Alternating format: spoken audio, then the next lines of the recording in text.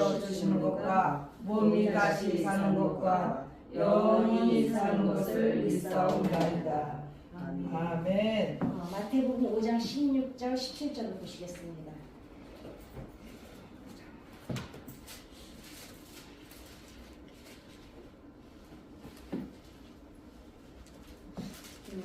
전도에 대해서 말씀을 드리기 때문에 성경 구절이 정리해져 있을 거야. 시작. 16절 17절입니다. 16절만 시작. 이같이 너희 빛이 사람 앞에 비치게 하여 그들로 너희 착한 행실을 보고 하늘에 계신 너희 아버지께 영광을 돌리게 하라. 아멘. 아멘. 그 전도자들이나 주님의 일을 주님의 이름으로 어떤 일을 하는 사람들에게는요, 하나님께서는 특별한 은혜를 주시는 게 있습니다. 아멘. 그게 뭐냐면 아브라함이 이제 왜 가뭄이 들어서 이제 아말렉으로 내려갔잖아요. 근데 거기서 사실은 남자로서는 개망신을 당한 거잖아요, 그죠? 정말 찌질하죠. 요즘에로 봐도 여자 뒤에 숨어서 마누라 앞세워 가지고 정말 먹고 살려고 그러고 붙어 살려고 그러고 거기에서 밀붙어서 생명 유지하려고 그러고 정말 아주 남자로서의 바닥은 다 보여준 게 사실 그 아멜렉 사건이에요. 그죠? 그러니까 어찌 보면 남자로서 정말 쪽팔린 거죠. 그러는데 그럼 사람 앞에서만 그렇게 초라해지고 바닥을 드러내고 찌질해지고 정말 남자로서의 바닥을 다 보여주기만 했느냐? 하나님 앞에서도 그냥 바닥을 다 드러냈어요. 인간의 한계의 바닥을. 그죠? 의지도 하지 않았고 믿지도 않았고 거기에 대한 어떤 희망도 없었고 그러니까 그냥 거짓말하고 마누라 내세워가지고 거기서 빌붙어서 살아보려고 한 거 아니겠어요? 어찌 보면 아브라함에게 가장 최악의 수치스러운 순간이 인생의 거기가 아니었을까. 그런데 우리들은 이제 왜 뭔가 잘못하고 그랬을 때 하나님 앞에 정말 죄송해서 말을 못하잖아요. 말을 못하고 염치도 없고 그리고 또 한편으로는 내가 이 모양인데 하나님한테 내가 무슨 뭘 구한들 나 같은 거한테 주실까 자신도 없고 막 그러잖아요. 그러는데 하나님께서 어떤 분이신가 봤더니요, 감동이잖아요. 그 정말 기죽어 있고 고개도 들 수 없고 마누라 앞에서도 고개 못 들고 하나님 앞에서도 고개 못 들고 식솔들 앞에서도 그냥 체면이 엉망이 된 그 아브라함에게 하나님이 뭐라고 하시냐면 너 가서 아말렉 왕한테 안수하라 그래요. 한마디로 얘기하다가 지금 목회하다가 정말 아주 사건이라 사건은 다 걸리고 교회는 풍지박산이 나고 정말 목사가 개망신을 당하고 있는데 아니 그런 누구한테 가서 목사 보고 너 어디 가서 안수하라 그러는 거예요. 아니 누가 머리 내밀겠어요, 그죠? 아니 우리 같아도 머리 내밀겠어요? 안 내밀죠. 아니 니나 잘해 그렇지. 지금 그런 판국인데 하나님이 아브라함한테 뭐라 그러냐면 너 아말렉한테 가서 안수해줘라 그래요. 그래서 아말렉에게 안수를 합니다. 또 어떤 일이 일어나요? 아브라함으로 인해 사라로 인해서 그 나라 전체 여자들이 뭐 아무리 애를 써도 잉태를 하지 않았었어요. 그런데 그리고 그 당시에 종족 번식이라는 거는 아주 절대절명의 일이거든요. 절체절명의 일인데 그걸 다 막아버리셨던 하나님께서 그걸 다 틀어놓으셔요. 이거는 뭐 체면을 살려준 정도가 아니에요. 신의 존재야, 신의 존재. 아말렉으로 봤을 때는 그 사람들은 자손을 달라고 후손을 달라고 그러기를 위해서 막 몰래 한때 애를 태워서 제사를 지내고 이러는 사람들인데 그런 사람들 앞에서 아브라함으로 인하여 사람들이 다 임신이 그러니까 거기 보면 우리도 왜 전쟁 끝나고 58년생 58년 개띠가 제일 많다면서요. 네. 전쟁 끝나고 애를 제일 많이 낳아가지고 그랬는데 정말 그때 아말렉이 아마 그랬을 거야. 58년 개띠가 제일 많았을 거야. 그 애 다 태의 문이 열려서 애를 가져요. 그러니까 전도하시다가 여러분 정말 바닥이 돼도요. 어떻게 하시느냐? 전도대상자 있으면 손을 꼭 기도해 주세요. 하나님께서 하나님이 아브라함 체면을 살려주세요. 전도자의 체면을 책임져 주세요. 그리고 할 말 있으면 아브라함하고 직접 하세요. 사람 앞에서 공개적으로 너 왜 그 모양이냐. 우리는 막 그러잖아요. 옛날에 엄마들은 왜 애들끼리 싸우면 왜 애들 본 앞에서 애들을 때렸는지 몰라요. 그죠? 아 그러잖아도 지금 싸워가지고 졌으면 창피해 죽겠는데 그 앞에서 그냥 이놈의 새끼야 엄마가 어디 가서 싸우려 그러냐 막 두들 패면은 더 쪽팔리잖아요. 하나님 안 그러셨어요. 그 사람들 앞에서 아무 말도 안 했어요. 너 왜 야 너 야 새끼야 너 병신같이 네 마누라 앞세워가지고 먹고 살라 그랬냐? 아이고 이쪽잖아 너 막 이래보다 안돼. 아무 말도 안 하고 오히려 그 바닥이 된 아브라함을 들어서 사람들 앞에서 최고로 높여주세요. 그냥 안수 하나로 그 나라의 모든 문제를 해결할 거려요. 그러니 그 나라 아말렉이 볼 때는 그러니까 막 어떻게 해요? 금은보화를 막 챙겨가지고 왜? 신의 존재야 이건. 애를 낳게 했다는 거는 이건 아무나 할 수 있는 일이 아니야. 자기네 신들도 그렇게 기도가 안 들어주던 일이에요. 아니 그 하나님이 태해를 막으셨을 때 그 사람들이라고 자기네 신한테 가서 안 빌었겠어요. 그죠? 우리나라도 애 옛날에 못 나면 절에 가서 애 낳고 오고 이랬잖아요. 우스갯소리도 많지만 그 절에 가서 뭐 불공 드리고 뭐 애 낳는다는데 어떤 사람들은 그게 니네 애냐 뭐 어떤 스님 애냐 뭐 별 얘기를 다 하고 아무튼 그런 추한 소문도 돌고 그랬지만은 아주 없었던 얘기도 아니라는 게 야사에 있어요. 보면은 그랬는데 어찌됐거나 자기네들도 애 낳게 해달라고 얼마나 빌었겠어요. 막 그 와중에 그랬는데 지네 신들이 기도해도 안 되던 일을 아브라함이 아말렉에게 기도하고 태음이 열려지니까 이 사람들이 볼 때는 하나님의 존재는 몰랐잖아요. 그리고 어떻게 했겠어요? 자기네가 섬기던 신보다 더 신의 존재예요. 하나님이 그렇게 높여주시더라고요. 그러니 여러분 주의 이름으로 무엇을 하시다가 절대로 기죽지 마세요. 그리고 기도해주고 선포하고 그리고 나머지는 하나님하고 둘이서만 얘기하면 돼요. 어차피 하나님이 사람들 앞에서 우리 안 물으세요. 여기 와서 기도하다 보면 마음속에 감동 주시잖아요. 너 저번에 너 그 기억나냐? 이래가지고 굳이 나는 기억 안 하고 싶은데 굳이 성령님이 또 꼬부작꼬부작 다 가르쳐 주시잖아요. 어떤 땐 저는 아니 성령님 그 내가 진짜 창피해서 기억도 하기 싫은데 뭐 그것까지 기억나게 해주세요 이럴 때 있거든요. 근데 왜냐면 틀림없는 게 한 가지가 있어요. 하나님은요 용서를 빌지 않았는데 용서하시는 일은 없어요. 오죽하면 성령 뭐라 그래요? 성령께서 탄식하는 목소리로 너희를 대신해서 간구하신대요. 그러니까 우리가 계속 사인을 주는데도 우리가 회개하지를 않으면 성령님이 보다 안 되면요 대신 회개하세요. 성령이 왜냐면 우리 안에 내주하고 계시잖아요. 그렇기 때문에 하나님은 우리가 사과하지 않는데 용서하는 일은 없어요.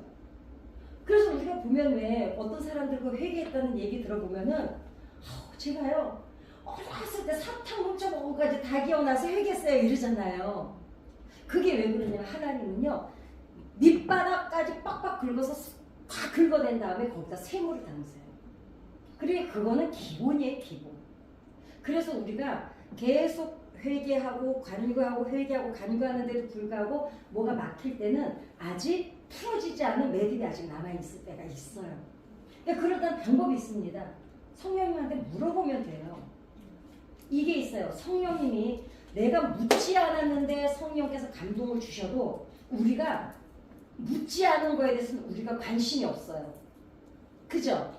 그랬는데 내가 궁금해서 정말 이게 왜 이 매듭이 안 풀어질까 궁금해서 성령께 간절히 내가 구하면 그때는 성령께서 무슨 말씀을 하셔도 우리가 들어요. 그런데 우리가 구하지 않은 건 사람 심리가 그래요. 내가 궁금하지 않은 거는 성령께서 말씀하셔도 내가 깨닫지를 못해요. 근데 내가 정말 궁금해서 성령께 구하기 시작하면 내가 이미 뭐가 준비되어 있어요? 들을 마음이 준비가 되어 있는 거예요. 그래야 제가 얘기하잖아요. 아니 20년 전에 들었던 그 말씀이 그때는 아무 감동이 없었는데 20년 지금에 와서 막 그 말씀이 나를 심장을 치고 나가잖아요. 그 말씀이 그날만 들었겠냐고요. 그죠? 20년 전에 한 번 들었겠냐고요.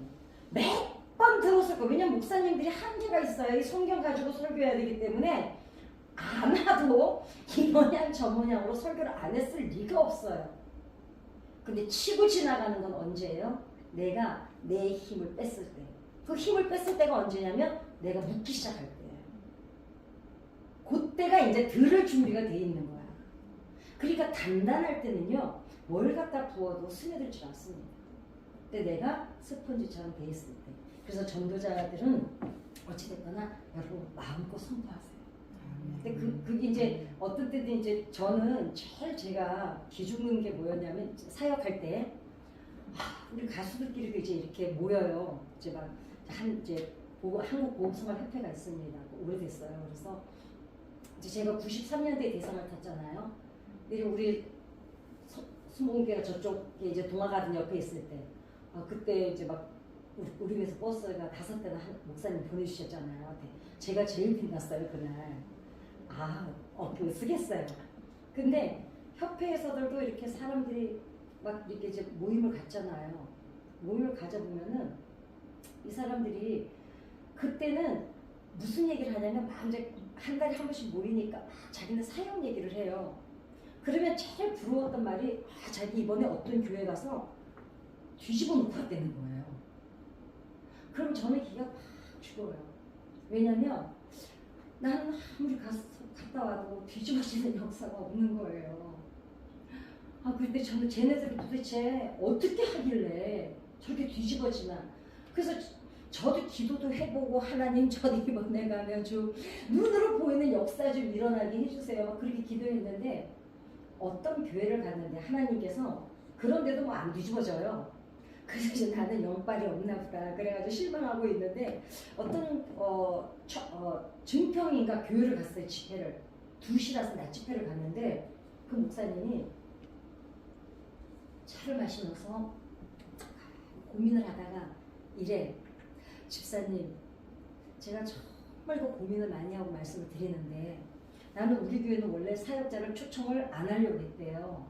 근데 자기네 그 노회에 가면은 몇몇 목사님이 저를 초청해봤다고 그 집사 꼭 초청하라고 막 압박도 강하고 그래서 난 아주 뒤어가지고 사역자 초청 안 한다고 하는데 그 집사는 다르다고 꼭 초청해보라고 안 뒤집어 놓을 거라고 막 그러더라는 거예요.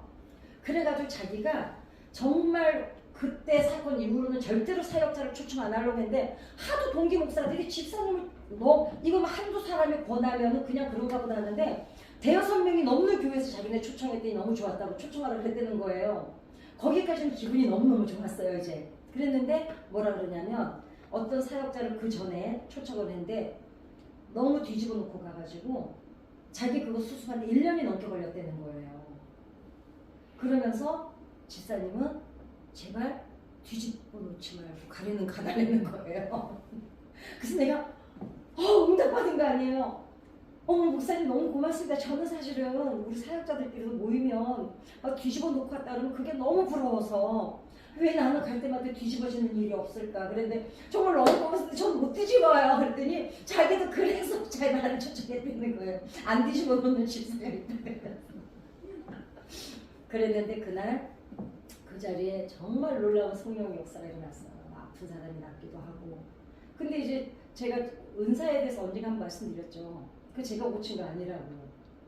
제 집회 때 저는 의외로 치유가 많이 일어나는데 그래서 저는 막 집에 보면은 그 치유받은 분들이 보내온 것들이 되게 많아요. 많은데 저는 한 번은 저도 정신줄을 놓고 착각할 뻔했어요. 나 치유에 은사 있나 봐. 근데 제가 정신을 빨리 차렸잖아요. 똑똑해서. 왜냐하면 생각해보세요. 제가 여기서 집회를 했어요. 누가 앉아있는지도 몰라요. 그러면 성령께서 그날 내가 아니었어도 그 시간에는 그분들을 치료하실 계획은 이미 성령께서 하나님께서 갖고 계셨어요. 감사하게도 그 자리에 저희가 섰던 거예요. 그러면 이거는 은혜지 내가 한 게 아닌 거죠. 그런데 대부분 부흥 강사님들이나 그 뒤집어 놓는 분들은 이래. 내 집회 때 막 사람들이 그건요 정말 그 짓거리 하면 안 돼요. 그리고 실제로 제가 또 같이 기도를 해서 나은 사람들도 있어요. 제가 언젠가도 얘기했잖아요. 며칠 국제 왔다 갔던 그 친구, 같이 다니던 친구가 당뇨로 눈이 멀어가지고 반찬이 이렇게도 안 보였어요. 그래서 밥도 겨우 이렇게 뜨면 그 왔던 애가 반찬을 얹어줘야 먹던 애가 운전도 하고 다니잖아요. 그 게스트에서 제가 맨날 붙잡고 1년을 기도했던 애예요. 근데 보세요. 원래부터 내가 태어날 때부터 가지고 있었던 거는 내 거 맞아요. 그죠? 내가 원래 할 줄 알던 거니까. 그런데 은사는 그 치유의 은사 막 이런 것들, 예언의 은사 이런 것들 예언이란 말도 쓰면 안 되는 거예요. 예언은 하나님만이 하시는 거예요. 이 성경책은 예언책이잖아요. 선지자들은 대언을 한 거예요. 하나님의 말씀을 대언. 그러니까 지금 막 그 기도해 준다는 그 어떤 여자들 보면 아주 그거 무당짓 하는 거예요. 절대로 속으면 안 됩니다. 지금 우리는 그럴 리가 없지만 의외로 그런 데 가는 사람들이 많아요. 그러면 자, 내가 태어날 때부터 가지고 난 것도 사실 내 거가 아니에요. 왜냐면 제가 항상 드리는 말씀, 형질이 생기기 전에 이미 난 하나님이 내 속에 속해 있었다면 그분이 이 땅에 나를 보낼 때 목소리를 주신 거는 이 목소리 갖고 할 일이 있어서 보내신 거니까 내 거예요, 아니에요? 주인이 쓰려고 나한테 장착을 해준 것 뿐이에요. 그러니까 이것조차도 사실 내 거가 아니에요. 그런데 자, 내가 사역하다가 치유가 일어났어. 그럼 이게 늘 있던 일이면은 내가 기도했더니 됐어. 그래도 그러면 안 되죠. 그럴 수 있어요. 그런데 없었던 일이 일어나다가 안 일어난다면 그거는 내 거가 아닌 거죠. 그러니까 그거를 분별을 못하니까 그렇게 어리석은 짓들을 하는 거예요. 근데 참 너무너무 마음이 아픈 건 지금도 그 짓을 하는 목사라는 이름을 달고 그 짓을 하는 사람들이 너무너무 많아요. 그건 절대로 안 합니다. 그건 절대로 그리고 은근히 그런 거 가지고 겁박해요. 내가 기도해 줄 테니까 기도해 봤는데 여러분 그럴 리도 여기는 그럴 틈도 없지만 혹시 옆에서라도 누가 그런 일을 겪거든 저한테 꼭 데려와 주세요. 그럼 제가 다 찾아가지고 아주 성경으로 아주 딱 증명을 해 보여드릴게요. 뭔 얘기하려고 갔어? 그러니까 그런데 그날 돌아오고 났는데 그 목사님이 연락이 왔어요. 너무너무 감사하다. 사람들이 그날은 아무 일도 안 일어났는데 그냥 조용히 움직임이 있다는 거죠. 전도해야 되겠다. 우리가 싸우는 사람들이 안 싸우기 시작하고. 왜냐면 저는 솔직하게 얘기하잖아요. 저는 그냥 솔직하려고 해서 하는 게 아니라 할 줄을 모르니까 내가 아는 것만큼만 얘기하니까 솔직한 거예요. 그래서 제가 실수했던 거 그대로 얘기하고 내가 싸웠던 거 그대로 얘기하고 그렇게 이제 간증집회를 했잖아요.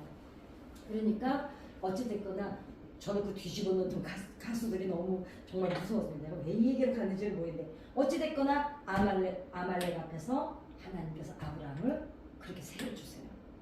참 하나님 감사해요. 그죠?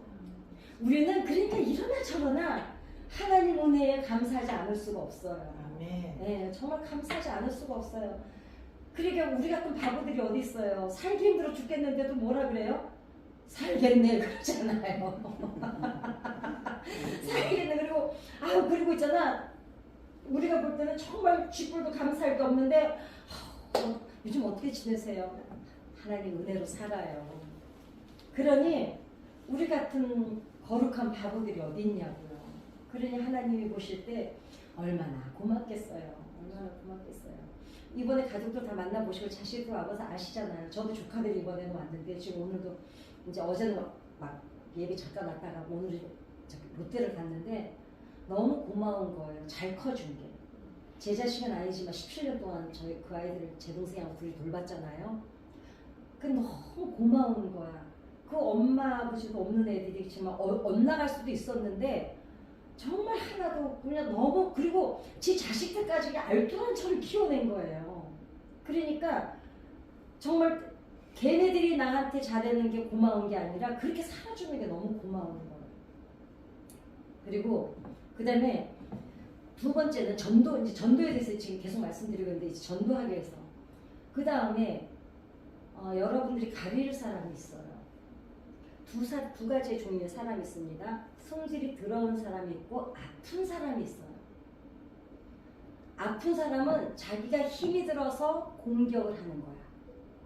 그런 사람은 우리가 도와줘야 돼요. 왜냐하면 아픈 사람이니까.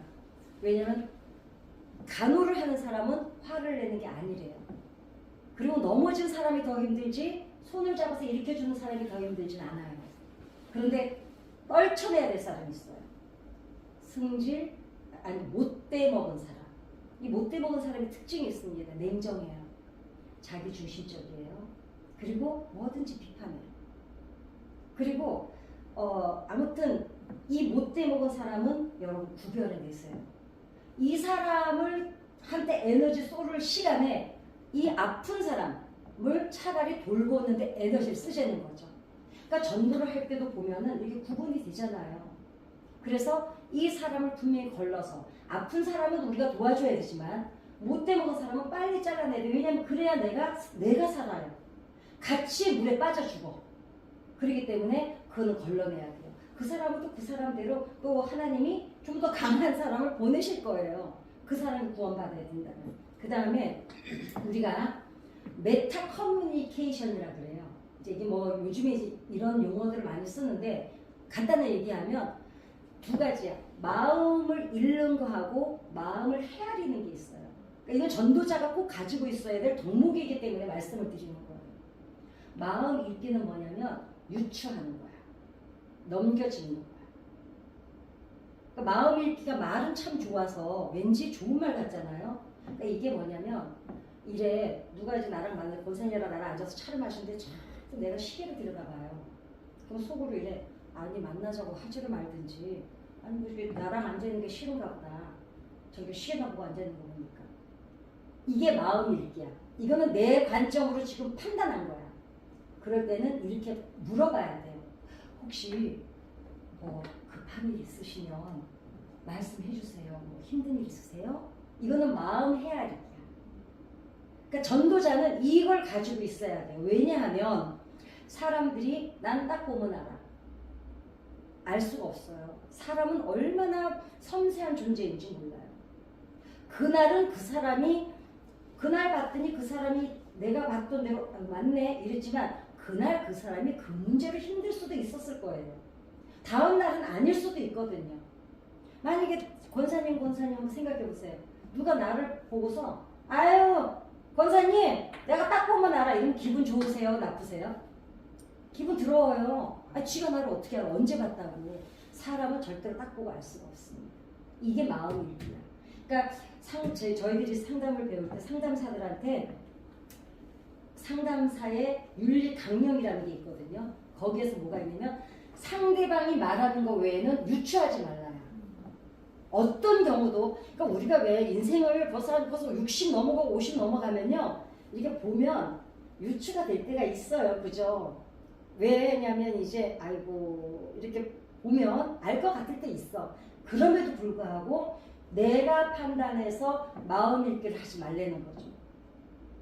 틀림없이 그 사람 이면에 그 사람이 지금 화를 냈어 예를 들면 그러면은 아 왜 또 오늘 왜 또 화를 내고 그래 이게 아니라 혹시 지금 화를 내시는 혹시 이유를 말씀해 주실 수 있으세요?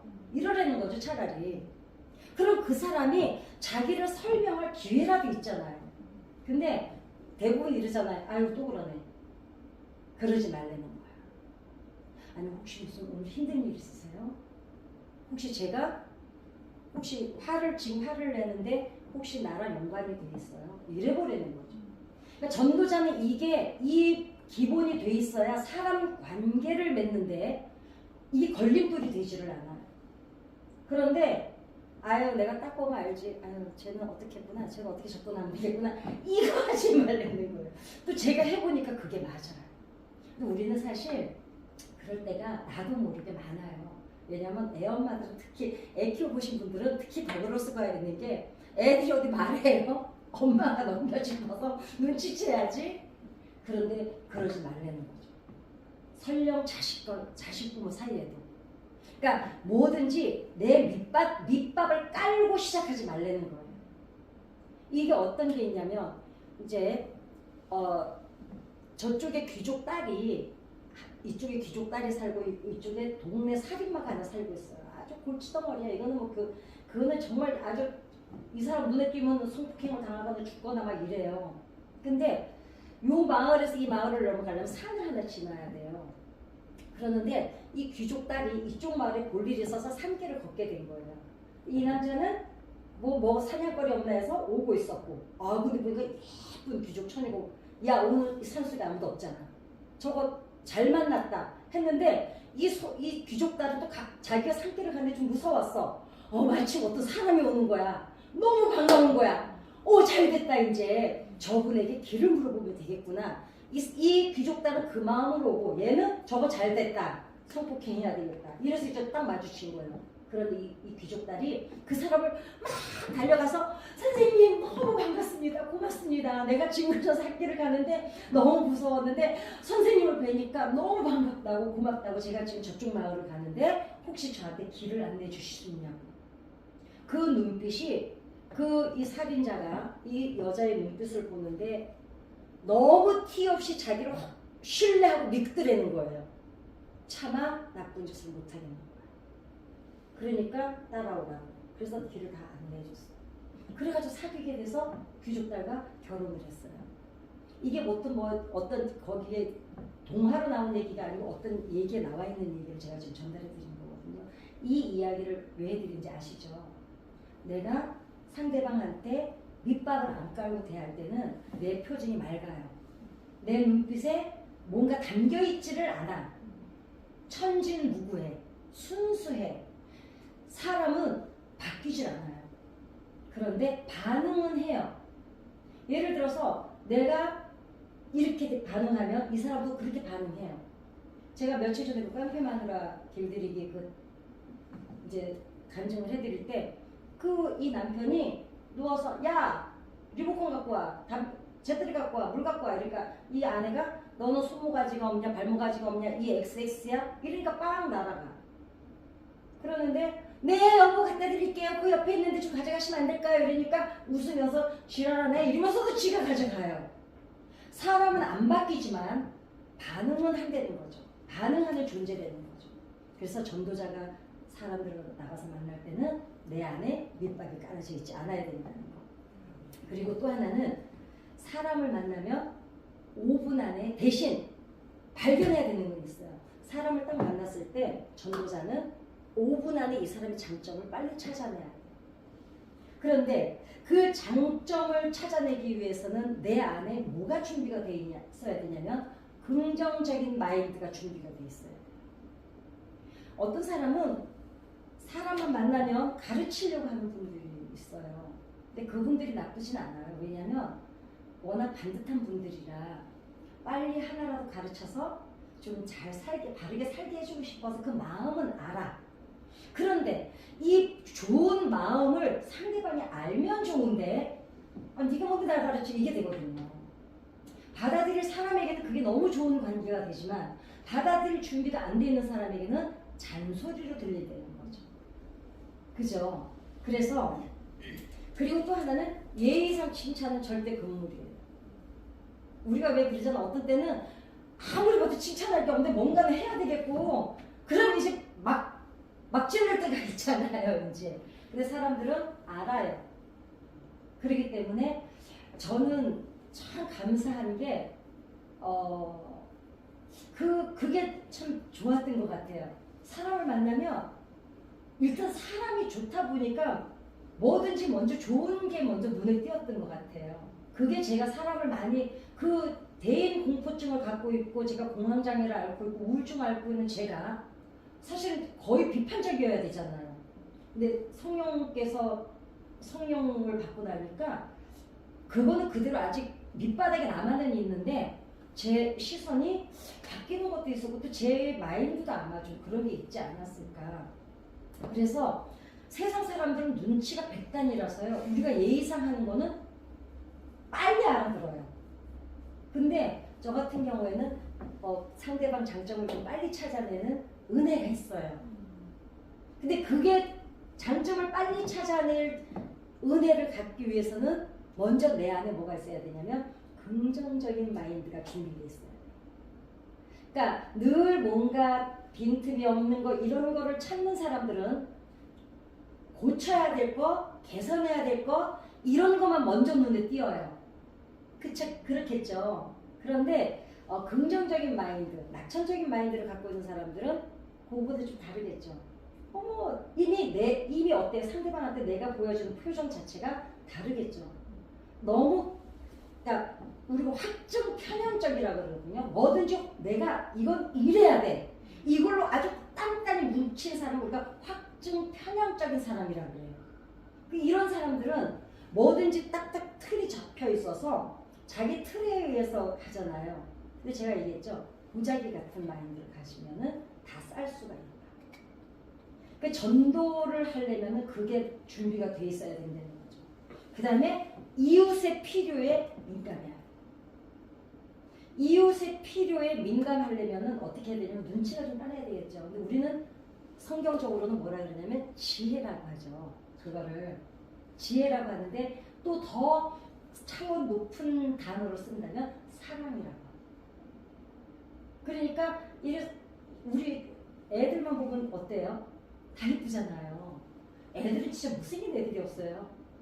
우리 손녀가, 우리 막내딸 손녀가 등치 초등학교 1학년인데 이건 편집해야 될 것 같아요. 아무리 봐도 정말 등발이 좋아. 나보다 더 커요. 초등학교 1학년. 오늘 깜짝 놀랐어요. 보고 사진으로만 보다가 직접 보니까 더 심해요. 그러는데 이제 그 애한테 얘를 도대체 어떻게 해야 되나 내가 이게 말이 안 나오는 거예요. 그러는데 너무 귀여운 거예요. 막 손이 통통해가지고 얘를 어떻게 하지 이랬는데 손녀딸이라 그런지는 모르겠지만 이쁜 게 먼저 보여요. 예, 그러니까 이제 그럼에도 불구하고 애인데 이뻐요. 왜 이뻐요? 아이들은 때가 그만큼 덜 묻어서 표정이 단순하니까 이쁜 거예요. 어른끼리는 왜 우리가 이렇게 만나면 복잡한지 아시죠? 눈빛이 많은 걸 담고 있으니까 이거를 어떻게 내가 지금 흡수를 해야 될지 모르니까 이게 복잡한 건데 내가 단순해지면은 사람들이 다 단순하게 보입니다. 필요에 민감하다는 건 뭐냐면 저 같은 경우에는 이제 사람들이 이렇게 보면 힘들어 보이면 되도록이면 아무 말도 안 하고 그냥 옆에 있어줘요. 뭐 필요에 민감하라니까 막 챙겨주고 이게 아니라 그냥 힘들어 보이면은 그냥 옆에서 가만히 그냥 고요하게 있어주는 것도 위로가 돼요. 사람들은 실패했거나 상처 때문에 고통 때문에 죽는 게 아니에요. 그때 위로를 못 받아서 죽는 거거든요. 그때 괜찮아. 잘 될 거야. 걱정하지 마. 하다 안 되면 내가 있잖아. 내가 뭘 해줄 수 있겠어. 그럼에도 불구하고 누가 지금 내 고통을 내가 아픈 걸 누가 알고 있구나가 너무 중요한 거야. 우리가 하나님 앞에 와서도 기도할 때 왜 문제가 해결 안 됐는데도 감사해요. 지금 내가 기도하면서 뭘 느끼냐면 내 기도를 지금 하나님이 알고 계시는 것만 알면 우리가 뛰어넘어요. 근데 아무리 기도해도 이거는 하나님이 관심도 없는 것 같고 듣는 것 같지도 않으면 그래서 절망하고 두려운 거거든요. 근데 하나님이 알고 계신다는 확신만 있으면 우리가 뛰어넘거든요. 그러니까 이 이웃의 필요에 민감하다는 건 뭐냐면 그냥 이 사람이 좀 힘들어 보이면 아무 말도 안 하고 그냥 손 옆에서 자꾸만 있어줘도 이 사람은 그 손 한번 잡아주는 걸로 너무 많은 걸 느끼거든요. 그게 이제 중요합니다. 그 다음에 정말 중요한 게 있어요.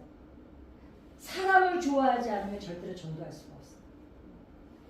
사람을 내가 좋아해야 생각해보세요. 애완견이나 애기들을 우리가 이렇게 보면 그냥 무작정 좋아하잖아요. 애기가 하나 태어났는데 그 집에 어른이 6명인가 밖에 없는데 애기가 하나 태어난 거예요. 그 애기가 자고 있으면 6명이 다 둘러서서 애기를 들여다보고 있다가 애기가 눈을 딱 뜨는 순간 와! 6명이 난리가 나는 이 애는 그냥 눈만 떴을 뿐인데 자다가 이 애기는 그냥 가만히 있는데도 이 식구들이 다 좋아해요. 그러니까 애도 까르르 빵긋하고 좋아해요. 내가 사람들을 좋아하면 그 사람들이 나를 저절로 좋아해요. 그러니까 내가 어떻게 이웃을 사귀어야 되냐? 어떻게 사귀죠? 사귀려고 하면 안 돼요.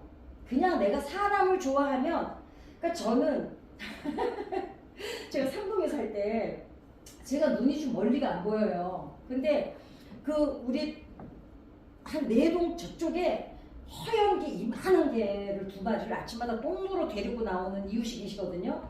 우리는 그 뒤에 밭이 있기 때문에 맨날 아침에 농사를 짓고 내가 농사 짓고 이렇게 되는데 저기 뭐가 어리어리 하면은 안녕하세요 안녕하세요. 근데 동네 사람들이 이렇게 말해요. 저 집사는 하루에 10번을 보면 10번 다 인사를 한다. 안 보여서 인사할 때도 있고. 근데 저는 또 진짜 사람을 보면 그냥 갑자기 내 힘든 건 다 잊어버리고 사람이 반가운 거예요. 그 사람 내인 공포증 갖고 있는 사람이. 그러니까 어때요? 웃는 얼굴에 침 안 뱉는다고 내가 좋다고 웃는데 상대방이 아 왜 웃어요? 이러죠. 어머 제가 웃은 게 혹시 싫으세요? 알았어요 안 웃을게요. 이러면서도 웃어. 그러면 아 또 누가 웃지 말래요? 이렇게 되는 거거든요. 그러니까 내가 웃는 얼굴로 대하는데 사람들이 나를 싫어하는 거죠. 그래서 전도자는 사람을 좋아해야 되는 게 첫째입니다. 먼저 말씀드린 거는 기본 준비, 인격 준비였다면 이 태도 준비예요. 이전까지는 제가 얘기했던 거는 인격에 대한 준비죠. 내 내적인 준비였다면 지금은 이제 보여지는 이제 표정에 대한 준비입니다. 그 다음에 저는 이게 있어요. 근데 저는 이제 겪은 일 중에 제가 잘 웃잖아요. 저는 진짜 웃음이 좀 예쁜 편이에요. 그 남들은 안 웃는데 나 혼자 웃어서 문제야. 아무튼 그러는데 중요한 거는 내가 친절하니까 사람들이 내 친절을 어떤 사람은 이렇게 받아들여요. 권리로 받아들여요. 내가 잘해줬더니 처음에 한두 번은 괜찮은데 이러다가 어느 순간 지나니까 당연하게 받아들여요. 결국 권리처럼 받아들여요. 어떤 때는 저도 뻥칠 때 있죠. 근데 저는 제가 그랬죠. 그냥 품는다. 근데 그거는 제가 아까 그 2가지 종류 사람 말씀드린 한도 내에서입니다. 아픈 사람이지 못돼 먹은 사람 아니에요. 못돼 먹은 사람 여러분 절대로 끊어내세요. 에너지를 거기다 쓸 시간이 없어요. 그 에너지 아껴서 아픈 사람 도와줘요. 그래서 어떤 때는 제가 그리고 제가 친절하게 대하는 것 때문에 저를 무시하고 하는 사람들이 있어요. 말 함부로 하고 함부로 대들고 함부로 나를 평가하고. 제가 속으로 그냥 웃어요. 이래 속으로 이제 내가 상처가 될 때가 있거든요. 그럴 때는 이렇게 생각해. 아유 저 사람이 나중에 나한테 얼마나 미안하려고 저러나. 그리고 내가 무슨 아는 소리 하나 하면 그런 걸 어떻게 알아요? 근데 속으로 그래. 저 인간이 내가 나중에 공부를 얼마나 많이 한 사람인 걸 알면 얼마나 쪽팔리려고 저러나 이제. 아니 그런 것도 알아요? 또 이런 사람들도 있어요. 왜냐면 제가 푼수 같잖아요. 근데 저는 이 푼수 같은 걸 안 숨겨요. 왜냐면 내가 태생에 그러면 어떡해. 그냥 나는 거룩한 푼수다 이렇게 생각해요. 우리가 재승덕박이라고 그러죠. 재주가 많은데 덕이 없는 사람이 있어요. 우리가 이렇게 교회 제가 몇천 교회를 다녀보니까 부흥하는 교회들을 봤더니 너무너무 젠틀하고 말씀이 좋고 막 깔끔한 목사님들 교회가 부흥할 것 같죠. 근데 어떤 교회를 보면 또 첫 번째는 그런 교회예요. 두 번째는 어떤 목사님이 그냥 고향 어귀에 있는 고목나무 같은 아버지 같은 형님 같은 데다가 신방 가면은 먼저 고쳐주고 예배는 나중에 드리고 그냥 그리고 사람을 좋아하고 애들을 좋아하고 이런 목사님들이 계세요. 보면 그런 목사님들 옆에는 진국인 사람들이 꾸준하게 모여들어요. 좀 재주는 떨어지지만 덕이 있는 거야. 그런데 젠틀하고 말씀도 좋고 막 이러는데 딱 냉정하고 차갑고 사람하고 안 사귀는 목사님들을 보면 잠깐은 맛있어요. 산뜻하니. 그런데 그런 목사님들이 교회를 많이 옮겨 다니시죠. 그래서 재승덕과 재주가 많고 덕이 없는 것보다는 재주는 좀 없더라도 덕이 있는 게 훨씬 전도자에게는 유리합니다. 그래서 거룩한 푼수, 거룩한 바보는 우리가 되려고 좀 노력해도 그건 괜찮다고 저는 생각합니다. 그러니까 그 다음에 우리가 그러잖아요. 이게 나이를 이렇게 먹으면 권사님들, 우리 교회 권사님들 보면 물이 잘 든 단풍 같으세요. 젊은 애들은 이뻐요. 그죠? 그런데 나이를 먹은 사람들은 아름다워. 그 아름다움은 어디에서 나오냐면 겉은 후패하나 사도 바울의 고백처럼 속이 새로워지니까. 그래서 권사님들 나이 먹으면서 아름다운 분들을 보면 비록 주름이 생기고 좀 뭐 얼굴이 어렸을 때는 아니나 애들은 삽다고 이쁘잖아요. 그 걔네들이 이쁘다 소리를 하죠. 우리가 애들한테 어머 아름답다 이러진 않죠. 근데 참 아름다우시다 이럴 때는 이렇게 권사님들처럼 집사님처럼 내적으로 이렇게 단단하신 인격을 갖췄을 때 우리는 그때서 비로소 뭐라 그러냐면 참 아름답다 저분 그런 표현을 쓰죠. 그러니까 이런 것들이 갖춰지고 나면 내 주변에 저절로 사람이 붙어요. 그다음에 이제 그 점점 더 이제 종료는 나중에 이제 해드리겠지만 그다음에 유능승강이라 그러죠. 유능승강 부드러운 게 강한 것을 이긴다. 그러니까 스폰지는 칼에 찔려도 소리를 안 내죠. 그러나 강한 쇠는 부러지죠. 그래서 왜냐면 막 강한 사람이요 부드러운 사람은 못 이겨요. 가방이 보자기를 못 사요. 그죠? 집어넣을 수도 있어도 그러니까 강제로 꾸겨넣을 수는 있어도 가방에다가 보자기를 강제로 꾸겨넣을 수는 있어요.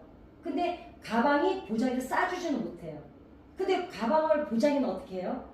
푹 싸주잖아요. 그래서 전도자는 유능승강, 재승덕과 이게 준비가 돼야 된다는 거죠. 그러면 이제 마지막으로 한 가지 우리 동네 아저씨도 전도했던 얘기를 하고 저는 마칠까 합니다. 이걸 가지고 제가 이제 상동에 딱 이사를 왔는데 거기에 전원빌라예요. 그래서 뒤에 밭이 다 하나씩 딸려 있고 집도 조금 평수도 크고 40평 좀 넘으니까 빌라치고는 이제 좀 넓고 아주 잘 지어놓은 빌라였어요. 밭도 있고 그러니까 6시면 다 나와서 이제 예배한다. 이제 농사일하고 그 앞에 원두막을 하나 만들어놨는데 거기가 이제 전원빌라다 보니까 연세 드신 분들이 다 이제 노년에 살려고 이사 오신 분들이 많아요. 그러다 보니까 낮에 아침 시간 끝나면은 한 10시만 되면 그 원두막에 동네 아저씨들이 와서 앉아 있어요. 뭐하러? 고수덕치러. 왜냐면 은퇴는 했지. 뭐 나이 먹었으니까 산 같은 데도 막 험하게 못 다니지. 그 다음에 이제 아픈 사람들도 있고 다리가 아프다든가 아무튼 뭐 여러 가지 있잖아요. 그런데 그 나이의 아저씨들의 부인들은 이제 살판 났잖아요. 애들 다 키워놨고 시집장가 다 보냈고 남편 뭐 이제 회사 안 가도 되니까 뒷바라지 안 해도 되고 이제 그때는 아줌니들은 아침만 먹고 나면 다 몽창 나가고 없어요. 남자들이 그 고속 치다가 어떻게 하느냐 점심 때 짧게 시켜서 먹고 탕수육 시켜서 소주 한잔 먹고 이래요. 그러니까 제가 늘 내다보죠 이제 어떻게 그래서 이 동네를 도대체 어떻게 전도를 해야 되냐 고민을 하다가 이제 아저씨들한테 김치전도 제가 그 똥손이 김치전도 붙여다 주고 그러니까 이제 음식을 할 줄 모르니까 어떻게 해요? 마트에 가면은 러시아산 홍어가가 있어요. 러시아산 홍어가 비싸지를 않아요. 그러니까 지금은 얼마인지 모르겠는데 한 팩에 12,000원이었어요. 그때 당시에 홍어를 사고 막걸리를 사요. 그래서 아저씨들 점심 때 갖다 드려요. 좋아 죽는다. 자기네 마누라들은 밥도 안 챙겨주고 다 갔는데 아니 저는 그리고 또 오후쯤 2-3시 하루 종일 고소 쳐요. 장기를 두는가 고소를 치 아무튼 다양하게 거기서 놀고 있어. 그러니까 또 한 팀 가면 저쪽 팀 와서 놀고 하루 종일 바뀌는데 그게 한 20명이 넘어요. 그러니까 그 아저씨들을 낮에는 수박도 썰어다 내다주고 그 다음에 뭐 시원한 물도 그냥 시원하게 얼음 넣어서 갖다 주고 왜냐면 그 떼앞이 밑에서 맨날 거기서 앉아있는데 남자들도 지대지 가서 얼음을 갖고 울지 않거든요. 그렇게 섬기는데 그 동네 아줌마들을 전도를 하면서 이분들을 섬기기 시작했잖아요. 그러는데 이 여자들이 4월 초반에만 되면은 또 몰려가지고 절에 갑니다. 이 남편들이 어느 날부터 이렇게 말해요.